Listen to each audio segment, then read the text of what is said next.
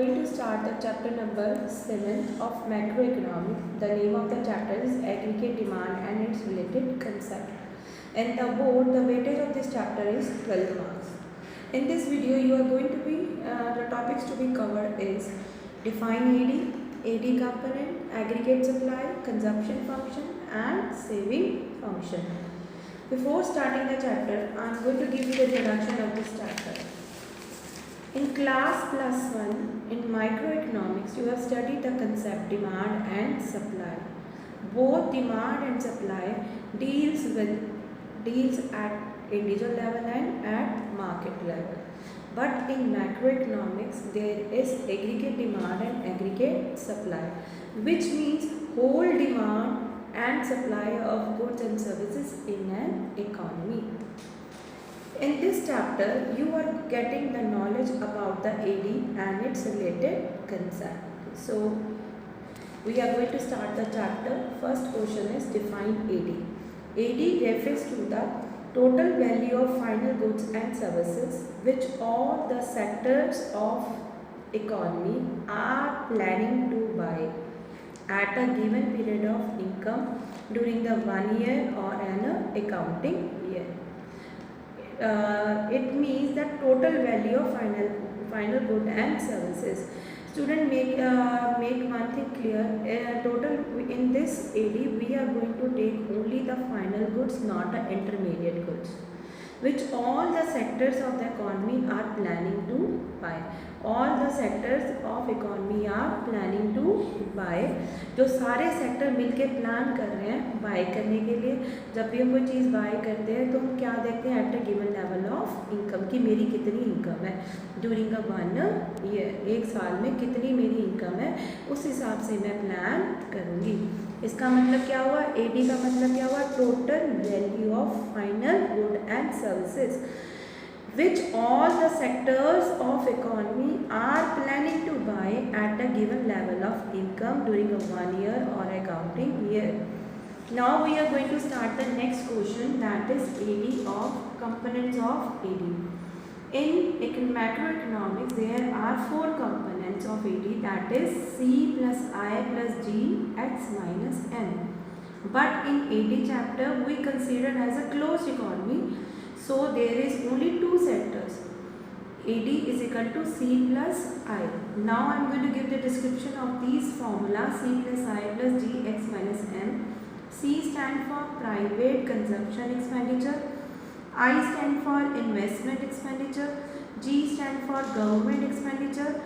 X minus M stand for net exports. Now first, that is private consumption expenditure. Private consumption expenditure is that expenditure which household planned to purchase good and services in a 1 year. जो एक household sector plan करता है एक साल में कि वो कितने गुड एंड सर्विसेज को परचेज करना चाहता है. Generally the consumption expenditure is directly influenced by the level of disposable income. Generally जो कंजप्शन एक्सपेंडिचर है, जो हम खर्चा करते हैं, वो किसके ऊपर डिपेंड करता है, तुम्हारी डिस्पोजेबल इनकम के ऊपर. जितनी ज़्यादा higher the disposable income, higher will be the consumption expenditure.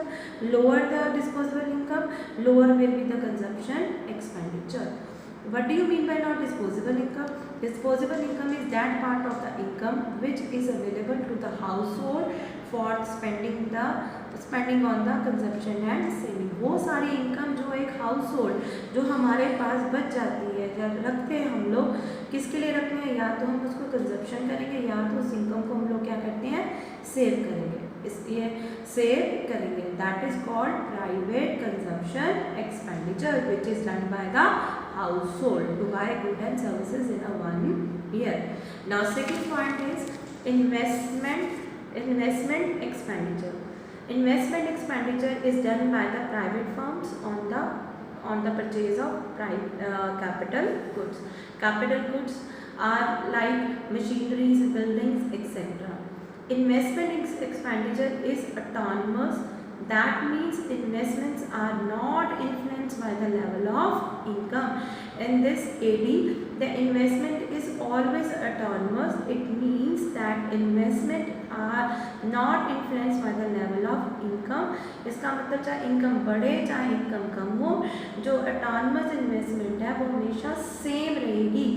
इसका मोटिव प्रॉफिट अर्न करना नहीं होता, it motive is to do only welfare. Third point is government expenditure.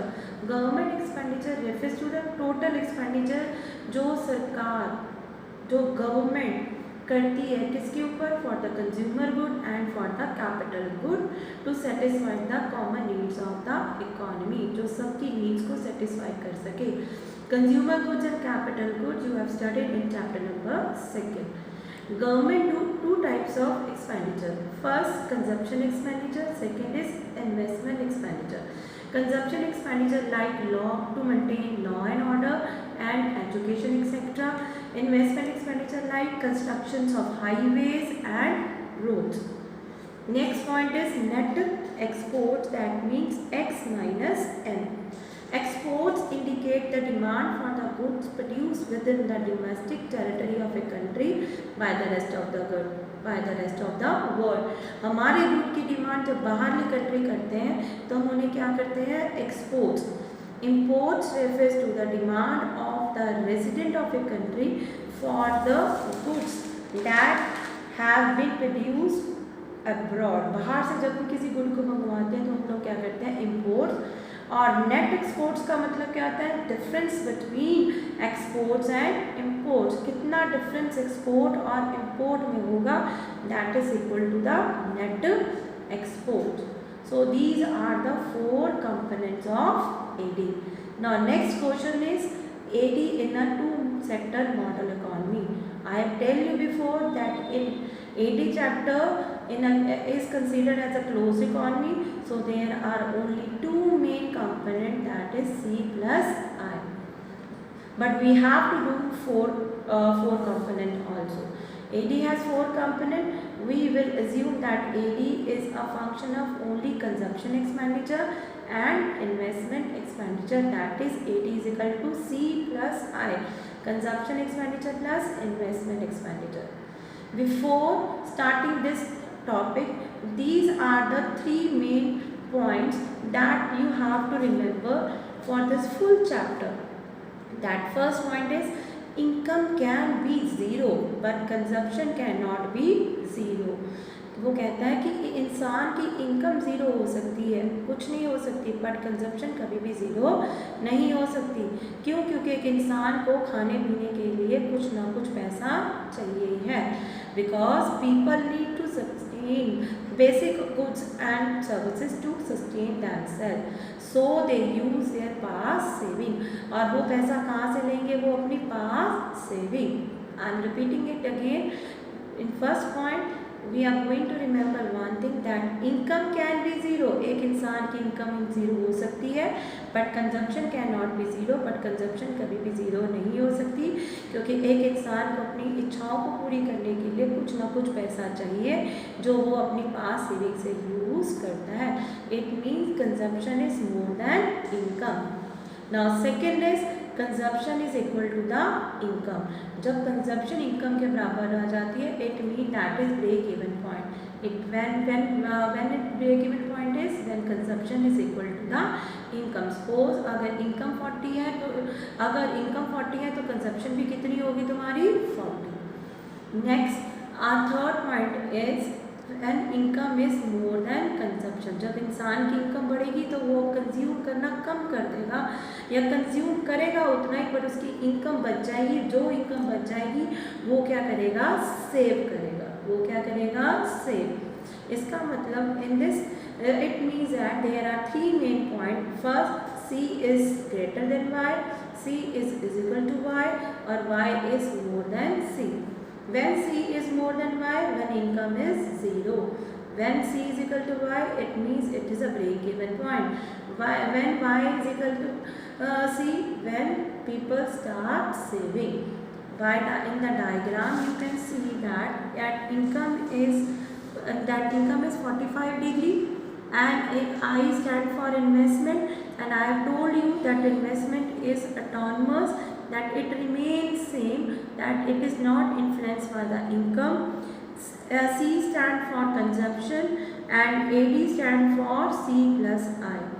As you see in the diagram that Q is for Q at O point या Q point, your income start from the origin, and at S point consumption curve start.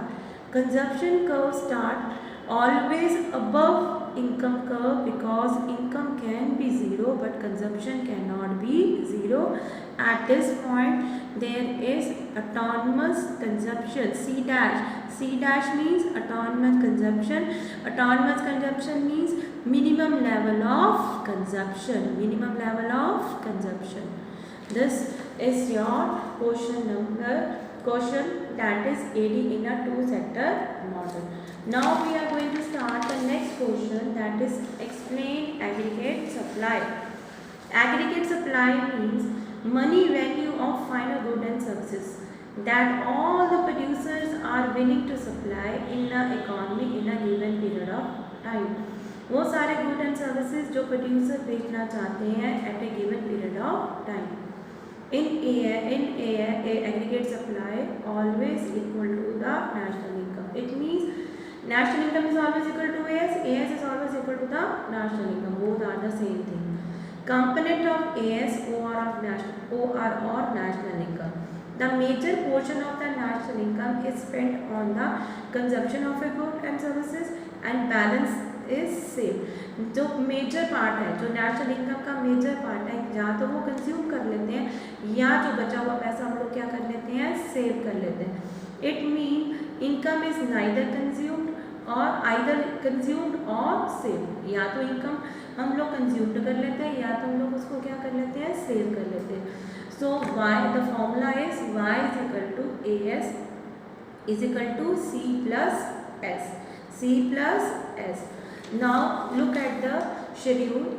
Now income start from the 0, 100, 200, 300, 400, 500, 600. The gap is of 100. Now consumption stand for the 40. That and the gap is of 80. 40, 120, 200, 280, 360, 440, 520. Now you have to calculate the savings. Savings. How can you calculate the saving? Y minus C. Y minus C. 0 minus 40 minus 40. 100 minus 120 minus 20. Like this you can calculate the AS. AS you can calculate C plus S. C plus S like 0, 100, 200, 300, 400, 500, 600. By plussing C plus S. 40 plus minus 40, 0. 120 plus minus 20, 100. Now look at the diagram.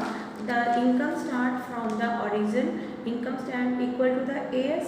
Income start from the origin. That Y is equal to AS, and income is always 45 degree.